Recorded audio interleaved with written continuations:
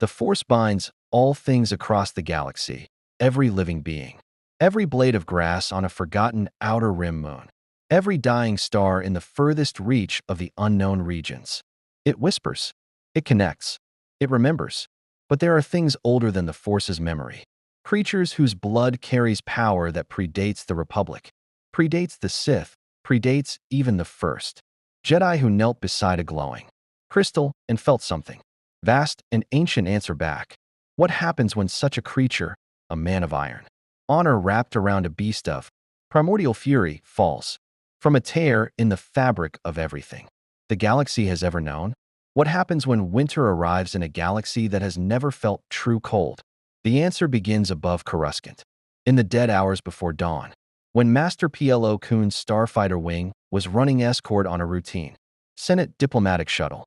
The Clone Wars had stretched the Jedi thin across 1,000 systems. Geonosis, Kamino, Ryloth, Felucia, names that had become synonymous with blood and sacrifice. Nobody expected anything unusual above the capital planet.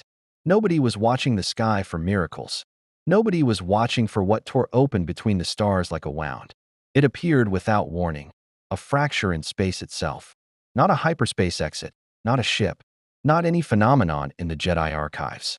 Master Plo Koon banked his starfighter hard as his sensors screamed contradictions at him. The rift pulsed with energy that his instruments refused to classify. It was not the dark side. It was not the light. It was something that existed entirely, outside the vocabulary the Force had ever taught him. And then, from inside that impossible light, something fell. A man. He hit Coruscant's upper atmosphere like a meteor, trailing fire, unconscious, arms wide, dressed in gray, wool and leather armor that belonged to no civilization in any star chart. He should have burned. At the velocity he was falling, even a Jedi would have needed the Force to survive re-entry. But he did not burn. The fire curled around him and moved on, as though it had decided he was not worth the trouble. His body absorbed the punishment of 100 kilometers of descent and arrived on the lower city's landing platform. 7-7, Alpha with a impact that cracked Ferrocrete in a 10-meter radius and knocked 3 clone troopers off their feet. He lay still for exactly 4 seconds. Then Eddard Stark opened his eyes. The first thing he noticed was the smell. Coruscant smelled of fuel, recycled air, 10 trillion beings living on top of one another in a tower of metal and ambition that scraped the clouds.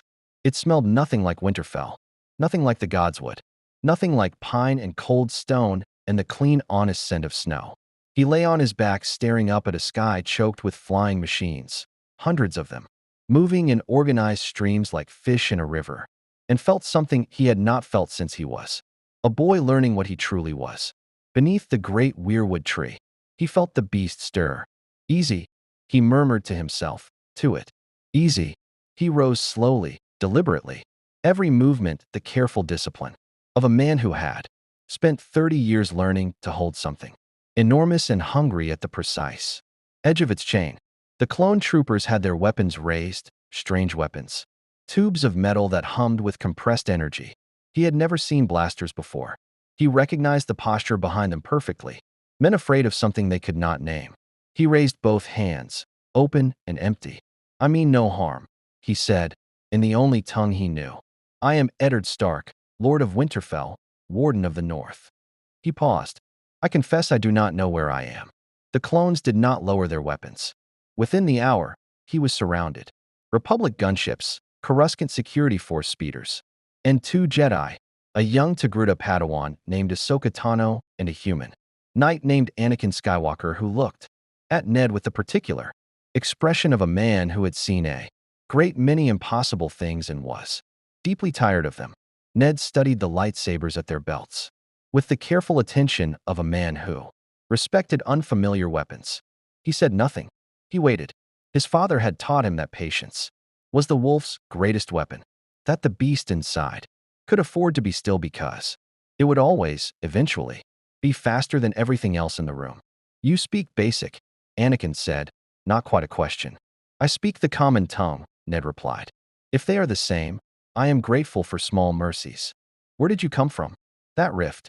I do not know what a rift is, Ned said. with the careful honesty that had defined every word he had ever spoken. I was in the field outside Winterfell. There was light, and then there was fire and falling, and here. He met Anakin's eyes steadily. I would ask the same of you. Where is here? And who holds authority in this place? Ahsoka glanced at her master. Anakin looked at the cracked ferrocrete beneath. Ned's boots, at the blast.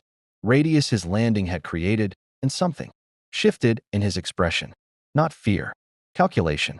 The Jedi Council is going to want to talk to you, he said. Then take me to them, Ned replied.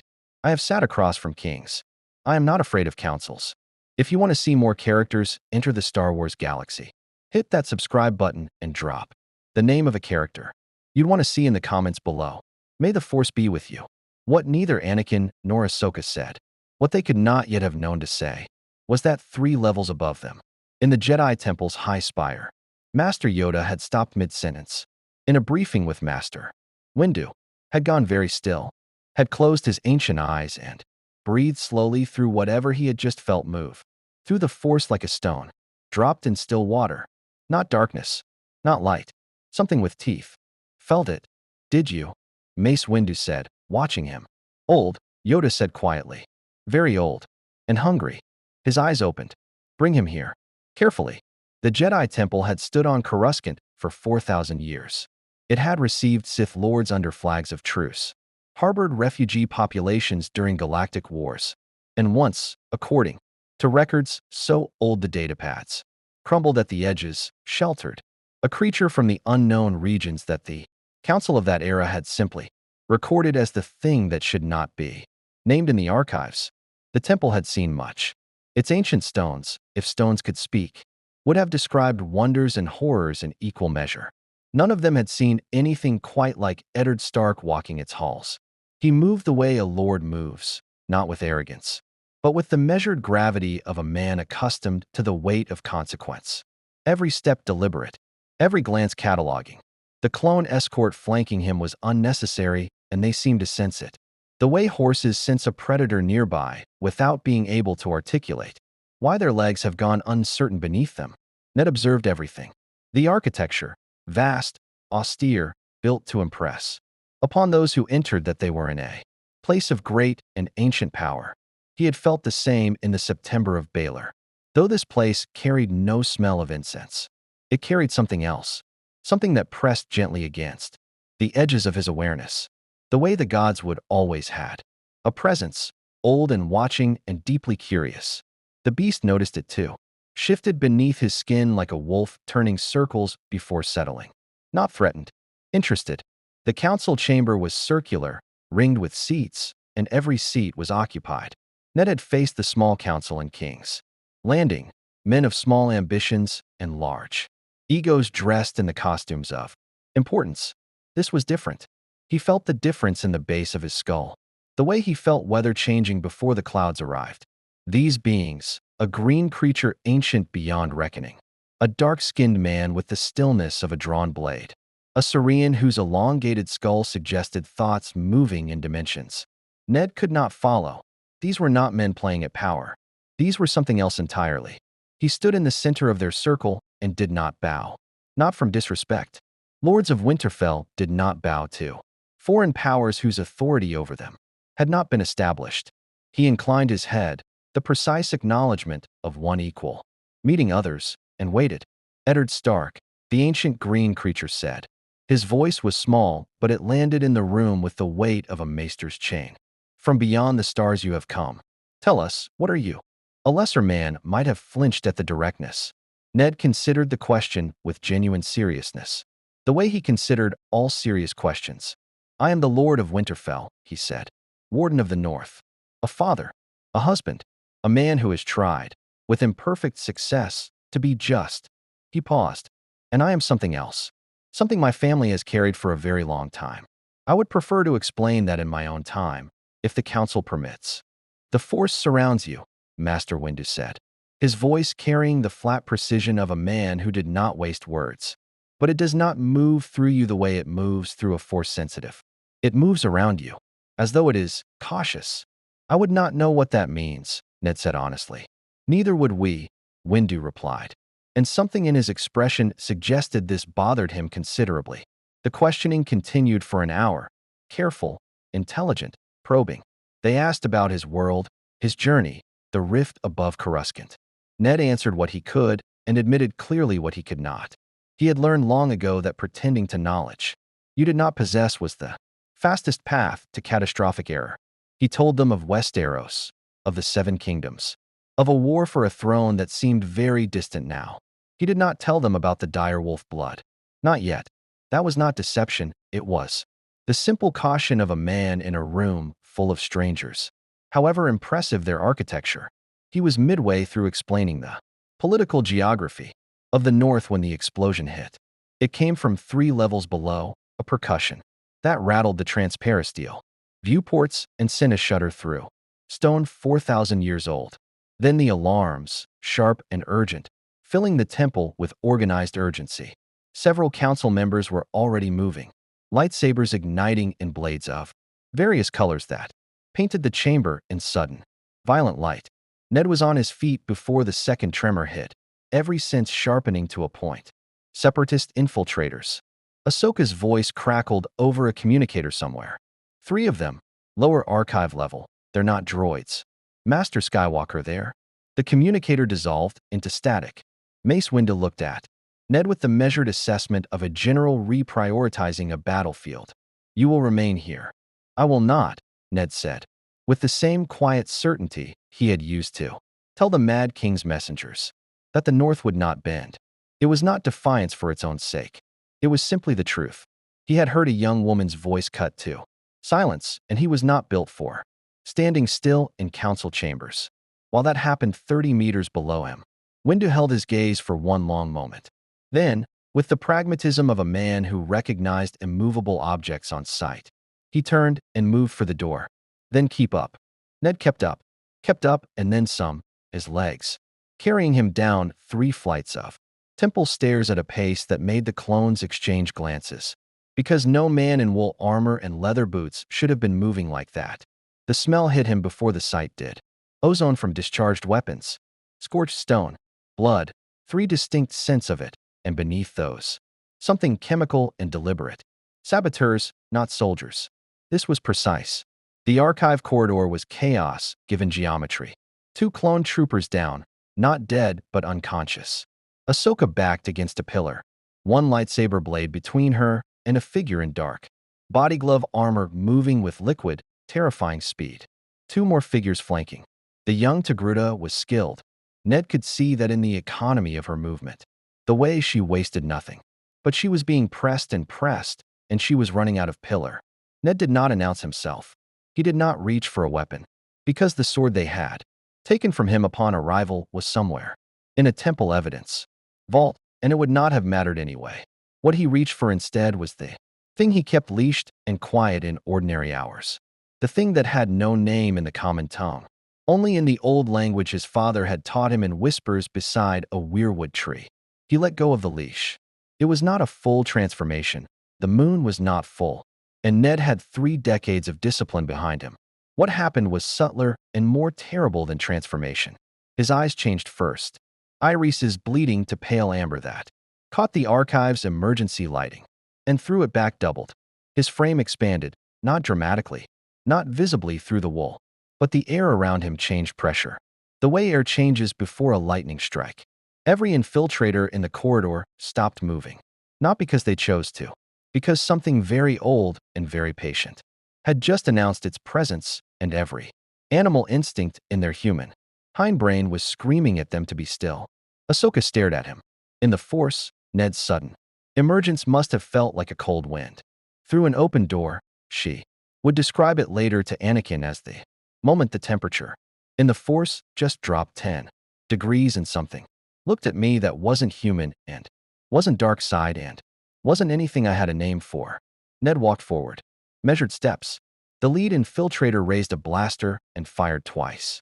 The bolts hit Ned's left shoulder, and he turned his head to look at the scorch marks with an expression of mildly inconvenienced assessment, the way a man might look at mud on a clean boot. Then he closed the distance. What followed was not elegant. The Jedi fought with grace and philosophy. Ned fought the way the North had always fought, with overwhelming, efficient, utterly merciless physicality. The first infiltrator went down hard and did not get up. The second made the mistake of going for Ahsoka, instead of retreating, and found himself redirected into a stone pillar with enough force to crack it. The third ran. Ned let him run. He would carry a message. He straightened, the amber fading slowly from his eyes, and turned to find Ahsoka staring at him with her head tilted at an angle that suggested profound recalibration of several assumptions. "You stopped 2 blaster bolts," she said. "They were unpleasant," Ned allowed. Those men were trained assassins." He rolled his injured shoulder experimentally. "Already healing. I did say I was something else." Behind them, Mace Windu stood in the corridor entrance, lightsaber still lit, and said absolutely nothing for a very long time. The message the surviving infiltrator carried back to his masters arrived on a separatist listening post above Ryloth within 6 standard hours. It was flagged immediately, encrypted twice, and routed through 3 relay stations before landing in the personal inbox of a woman who was professionally skeptical of everything and surprised by nothing. Asajj Ventress read the report once. Then she read it again.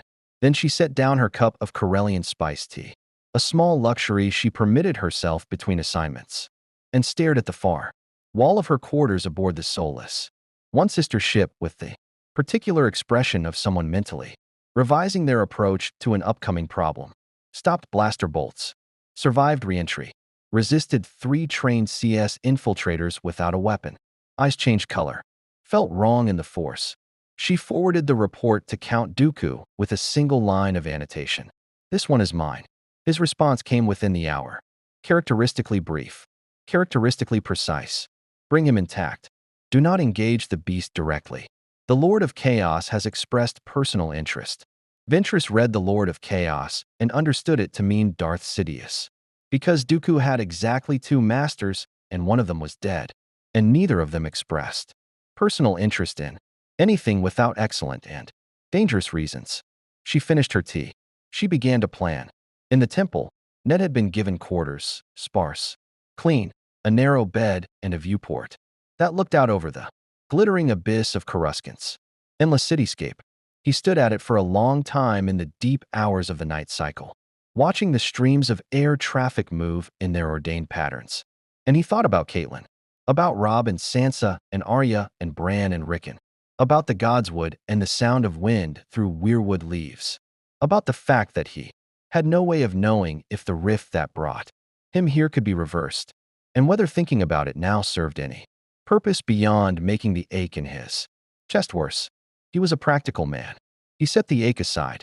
The Force, this invisible thing the Jedi spoke of with the reverence his people reserved for the old gods.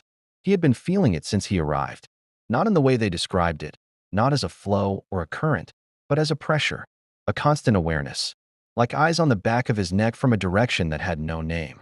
The wolf felt it too, more acutely than he did. The wolf had been restless since the rift, turning and turning in the deep interior space where he kept it, not from distress, but from something that felt uncomfortably like recognition. He did not know what to make of that. A soft knock at his door. He said nothing, just moved to stand beside it rather than in front of it. The simple tactical habit of a man who had survived several assassination attempts. The door opened to reveal Ahsoka Tano, carrying 2 cups of something hot that steamed in the recycled temple air. "Couldn't sleep either," she said, with the directness of the young, and held out one of the cups. He accepted it.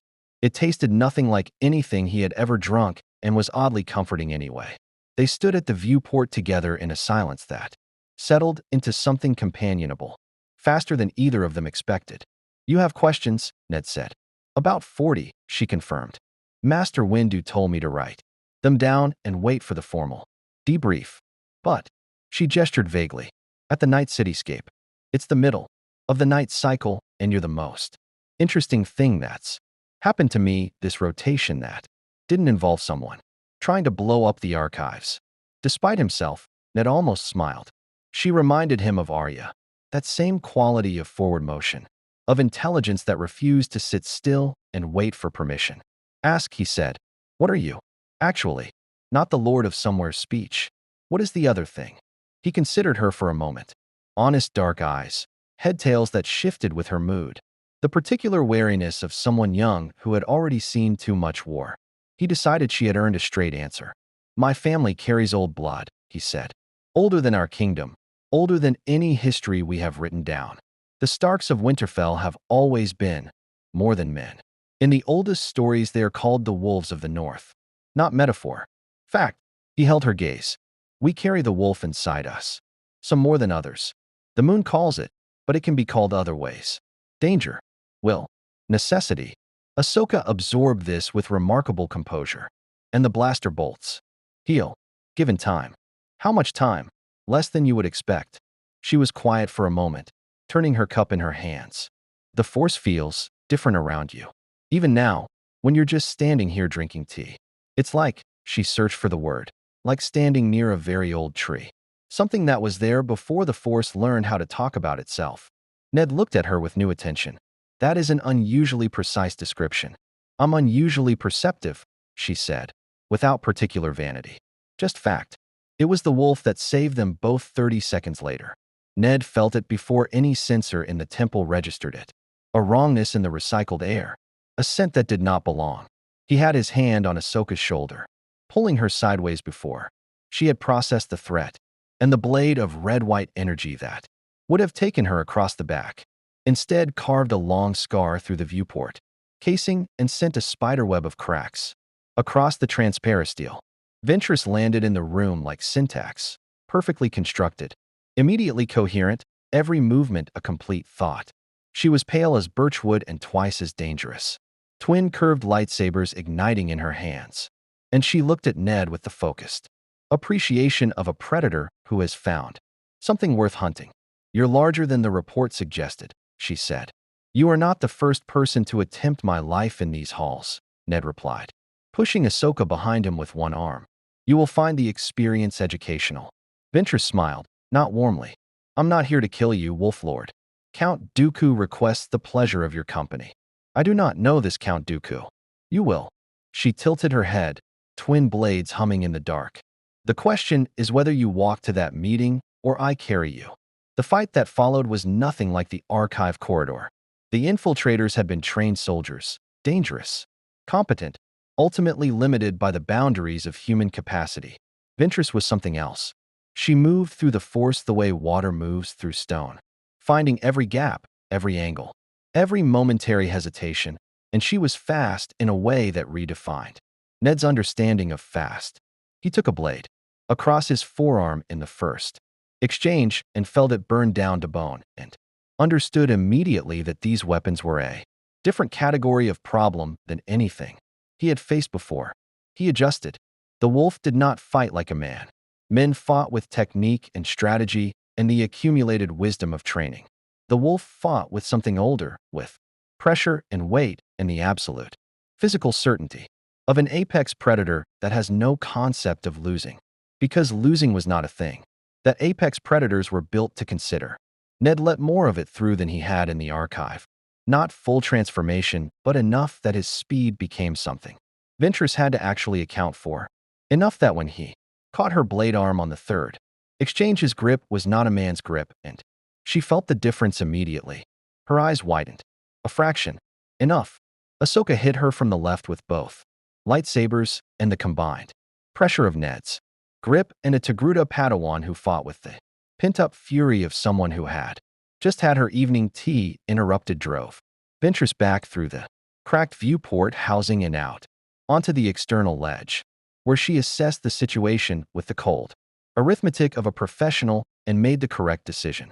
She disengaged, dropped off the ledge into the Coruscant night where a waiting speeder caught her, and was gone.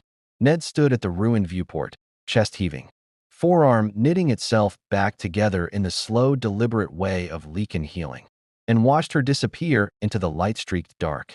Count Dooku, he said quietly. Tell me about this man. Ahsoka appeared beside him, both lightsabers still lit, and her expression had traveled a considerable distance from the companionable calm of 10 minutes ago. Former Jedi Master, now a Sith Lord. He's the military commander of the entire Separatist alliance. She paused. He just sent his best assassin for you personally. Then he knows something about me that I have not yet shared with your council. Ned turned from the viewport. The amber was fading from his eyes again, slow as a tide going out. Which means someone told him. The infiltrator who ran. We need to tell Master Windu. We do, Ned agreed. But first, he looked at her steadily. I need to know something. This warrior republic is fighting. This Dooku leads the other side. Yes. And the Jedi serve the Republic? We defend peace. We serve the Force. That is not the same answer to the same question, Ned observed, with the precision of a man who had spent years in court learning the difference between what people said and what they meant. Ahsoka opened her mouth and closed it again. Your Republic, is it just? Truly, the silence that followed was longer than it should have been. And Ahsoka Tano was honest enough and self-aware enough to know exactly why. Mace Windu did not sleep. This was not unusual. The war had made sleep a luxury that senior council members negotiated with their own bodies on a case-by-case basis. And lately the negotiations had been going poorly. He was in the temple's strategic chamber, reviewing troop deployment, figures for the Outer Rim sieges when Ahsoka's report came through, and he listened to it with the stillness of a man absorbing information. That confirmed several things he had already suspected and introduced several things he had not. Ventress, a direct extraction attempt, personal interest from Dooku, and Ned Stark's question, which Ahsoka relayed with the particular discomfort of someone repeating words that had lodged uncomfortably in a place she couldn't quite reach. Is the Republic just? Truly? Windu set down his datapad. He did not answer the question aloud. He did not answer it to himself either, which was perhaps the more telling response. They moved Ned to a more secure level of the temple before the Coruscant dawn cycle began, and in the morning he was given back his sword. This surprised him.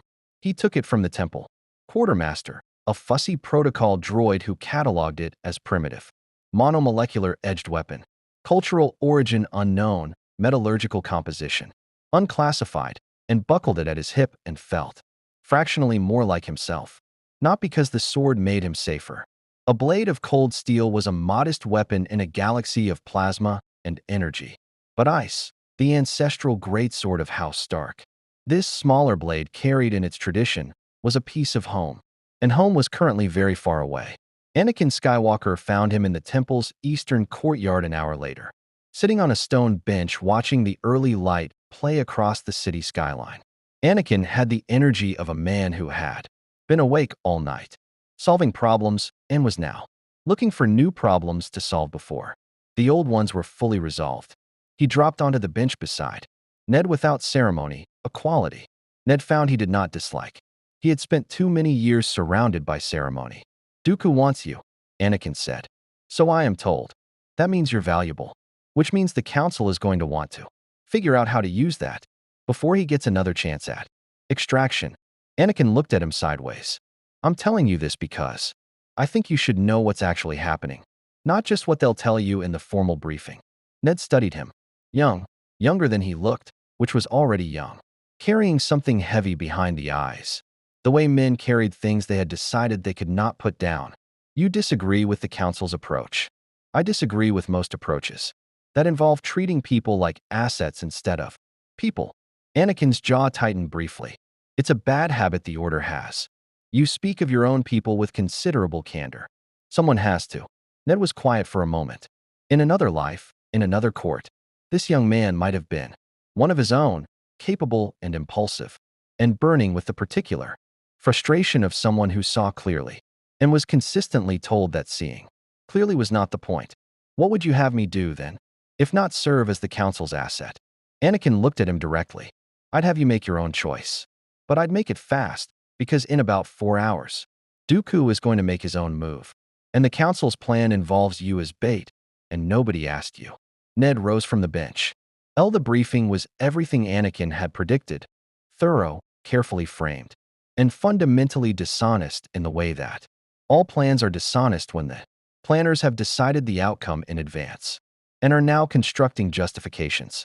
Ned sat across the council table and listened to Master Windu explain the strategic value of drawing Dooku into a direct confrontation using Ned's presence as the lure, and he noted the places where the explanation smoothed over the fact that lure was a Synonym for bait, and bait was a synonym for the thing we are willing to lose. He let them finish. You intend to use me, he said, when the silence opened up for his response. We intend to offer you the opportunity to serve the cause of peace, Windu said. That is a more elegant sentence than the one I used, and it means the same thing.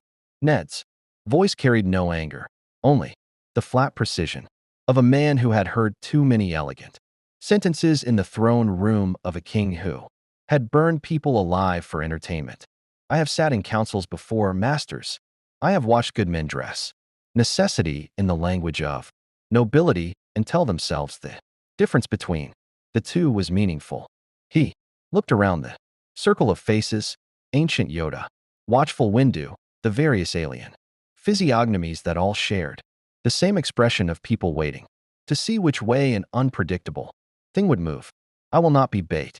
Not because I fear the risk, I do not, but because I will not be used by people who have not yet answered my question. Yoda's eyes opened very slightly. Your question, is this republic just? He let it sit in the room. I asked it last night and received silence. I have walked your temple. I have seen your clones, soldiers grown in vats, bred for war, given numbers instead of names. I have sat in your briefing rooms and heard the calculus of acceptable losses applied to living men as though they were grain stores. His voice did not rise. It never rose. It simply became more itself, more precise, more northern. In my world, I have served a kingdom that was deeply flawed, and I served it anyway. Because the alternative was chaos, and chaos is not freedom. It is simply a crueler master. I understand compromise.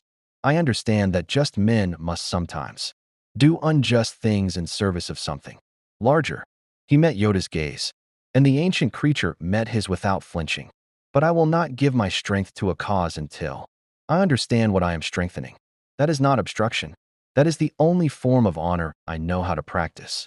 The silence in the chamber was the kind that comes after something true has been said in a room full of people who are uncertain what to do with truth.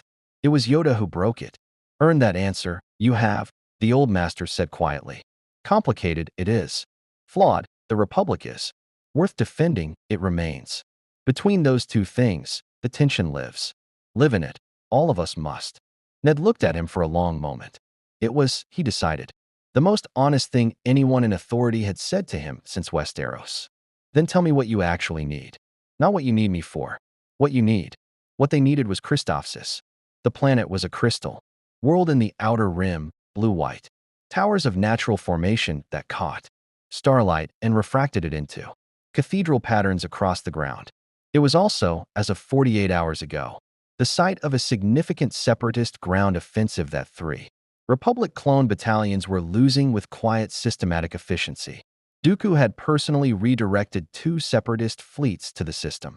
He was not there for Christophsis. He was there because he had received a transmission, carefully arranged by a temple communications officer under Master Windu's direction, suggesting that Eddard Stark was being transported to the surface for safe harbor. A trap on both sides. Dooku setting one for Ned, the council setting one for Dooku, and Ned, who had been told about both, walking into the middle of it with the full intention of making it a third thing entirely. The gunship descent through Christophsis's upper atmosphere was brutally beautiful, crystal formations catching the light of a binary star system and throwing it in every direction, so that the battlefield below seemed to shimmer and shift like something from a fever dream.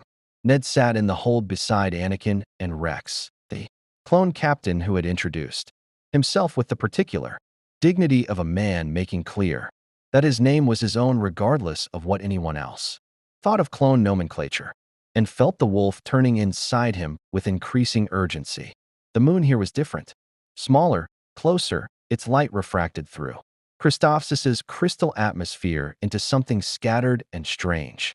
But it was full, or close enough. You've gone quiet, Anakin observed. I am considering the moon, Ned said.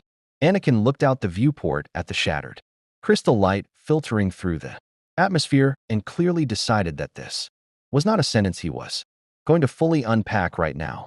The plan is, I know the plan. And Ned checked the buckle of his sword belt. A habit, deliberate and grounding. The plan assumes I will be where you expect me to be when you expect me to be there. Anakin stared at him. That's the entire basis of the plan. Ned said.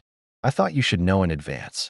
Rex, who had been listening from across the hold with the professional attention of a soldier who processes information laterally and quickly, looked between them and said nothing. But something in his posture suggested he had decided to revise several assumptions about how this engagement was going to proceed. The gunship touched down on the crystal plain 3 kilometers from the main separatist line. And the moment the ramp dropped, Ned walked out into the scattered moonlight of Christophsis and felt the wolf surge against his control like a tide against a seawall, and understood that what happened next was not going to go according to anyone's plan. Behind him, Anakin Skywalker reached for his lightsaber and felt something move through the force that made his hand stop halfway there. Something vast, something hungry, something that had just decided it was done being careful. The crystal plains of Christophsis had witnessed war before.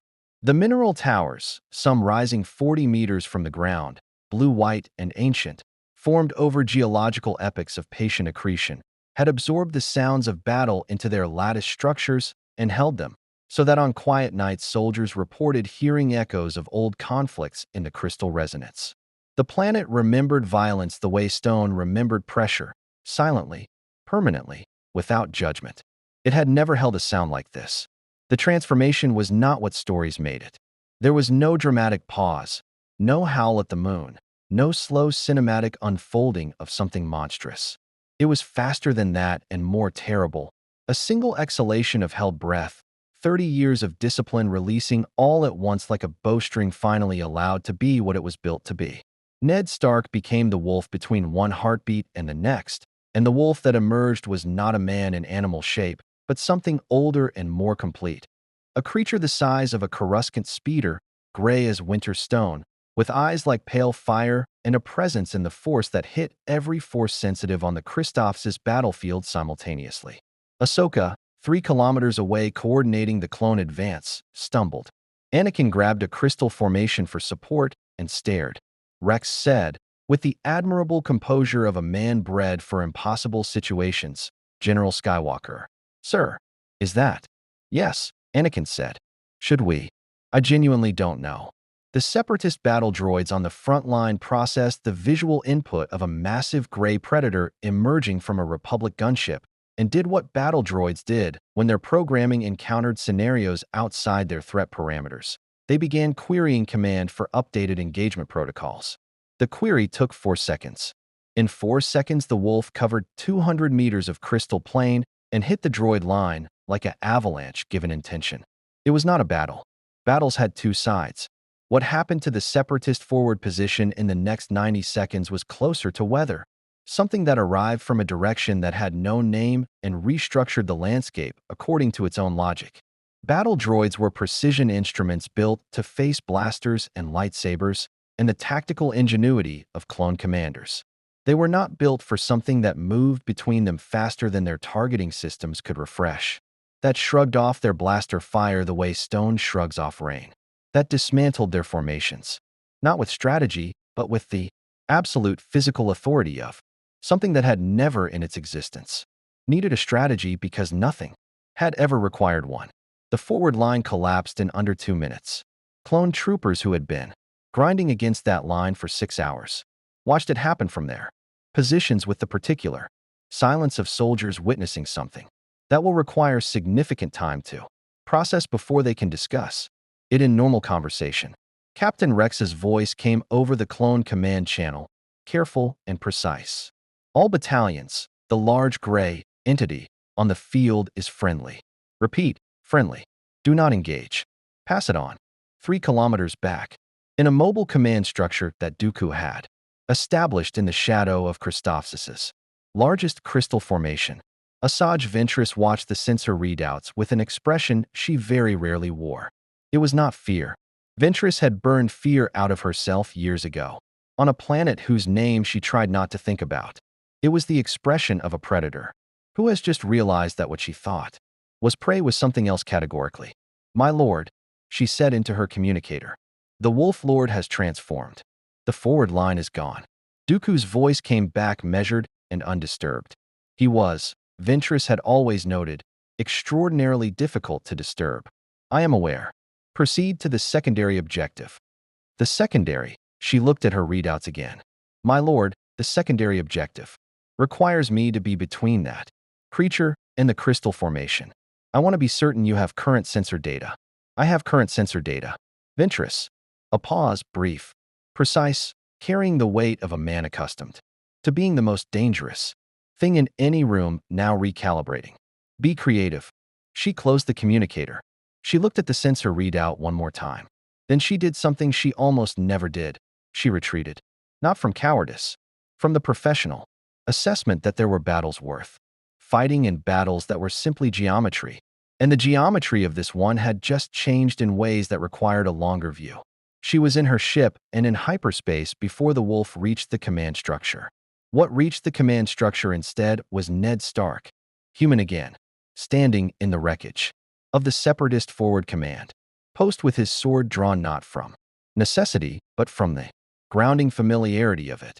Breathing hard, the wolf receding back into the interior space, where it lived with the slowness of a tide that has spent itself completely. The full moon of Christophsis hung above him, refracted through crystal atmosphere into 1,000 scattered fragments of pale light. His hands were steady. They always were after. Anakin landed beside him with the controlled precision of a force-assisted drop, lightsaber lit, and then stood looking at the structural devastation of the command post and the absolute absence of functioning Separatist forces in a 200-meter radius. You said the plan assumed you'd be where we expected, Anakin said finally. I said you should know in advance, Ned replied. I did not say I would warn you when. That is, Anakin searched for the word.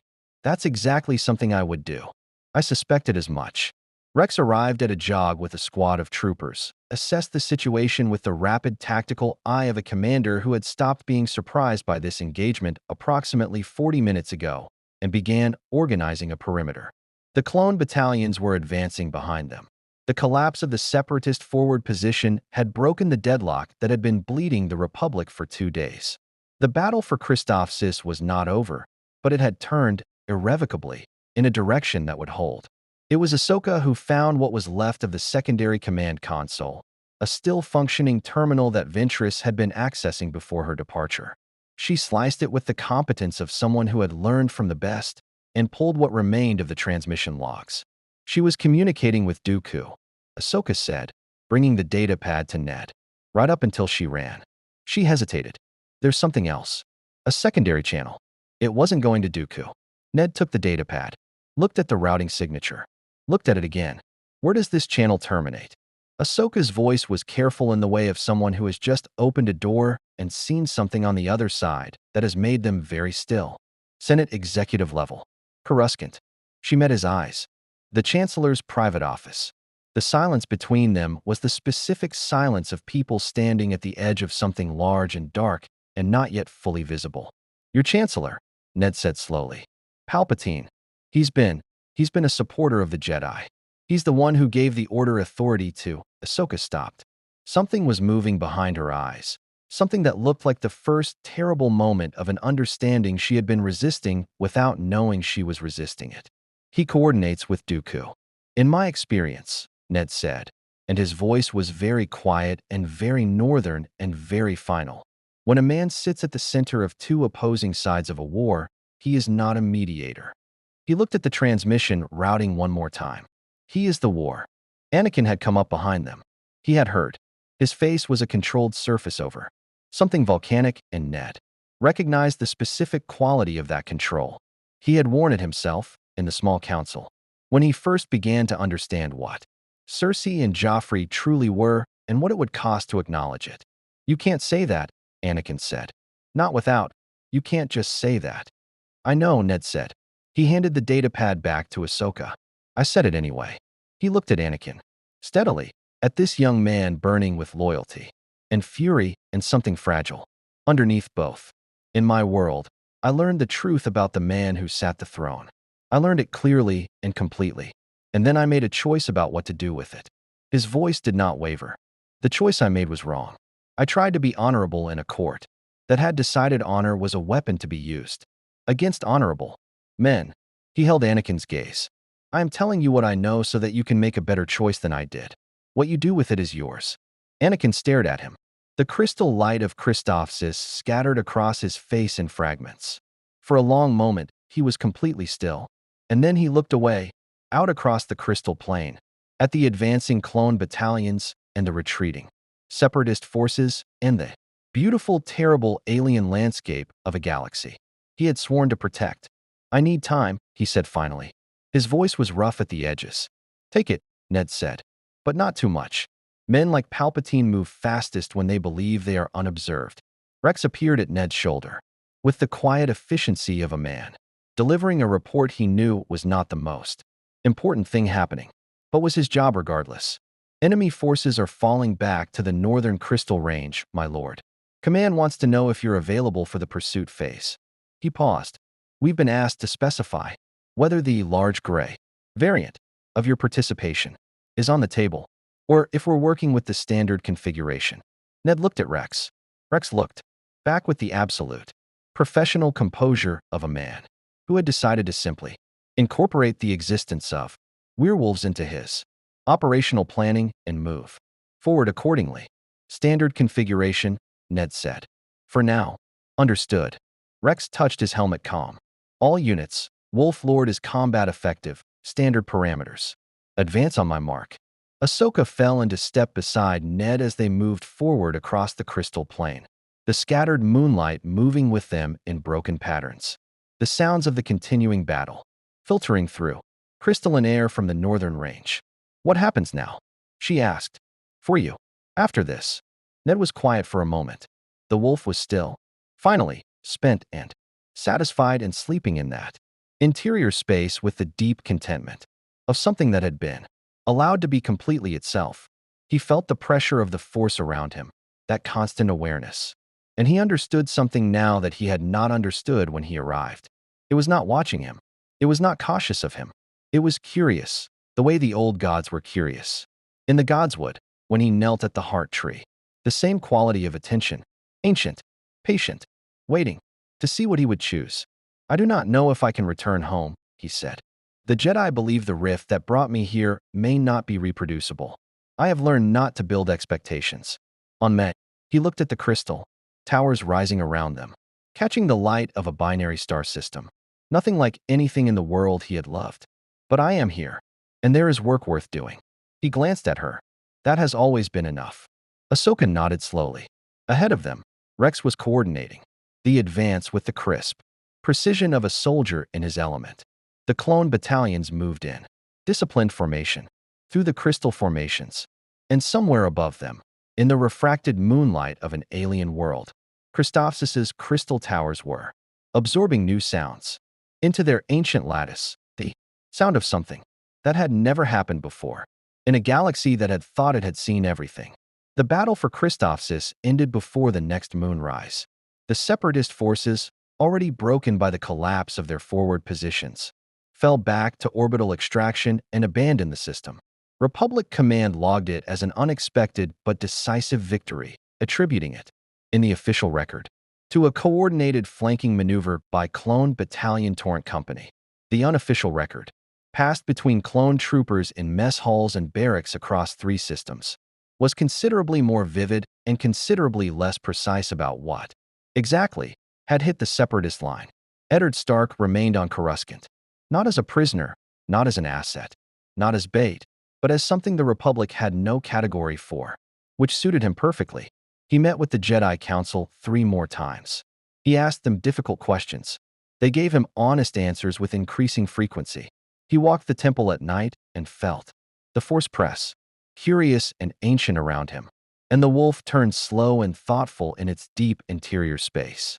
And sometimes he sat in the courtyard at dawn and thought about Caitlin and his children and a godswood that was very far away. He did not know if he could go home. He knew that Anakin Skywalker had begun asking quiet questions about the chancellors, communications that would eventually lead somewhere irreversible. He knew that Ahsoka Tano had started spending her off hours in the temple archives, reading very old texts about the intersection of the Force and pre-Republic bloodlines. He knew that Captain Rex had updated his unit's operational protocols to include a category labeled simply Stark Contingency. In the shadows of the Republic's grand institutions, something was wrong, had been wrong for a long time, perhaps always, in the way that all grand institutions carry their corruption quietly and call it policy. Ned Stark had lived that lesson once and paid a price he would not pay again. This time, in this galaxy, with this wolf and this sword and whatever remained of the honor, he had always tried to make mean something.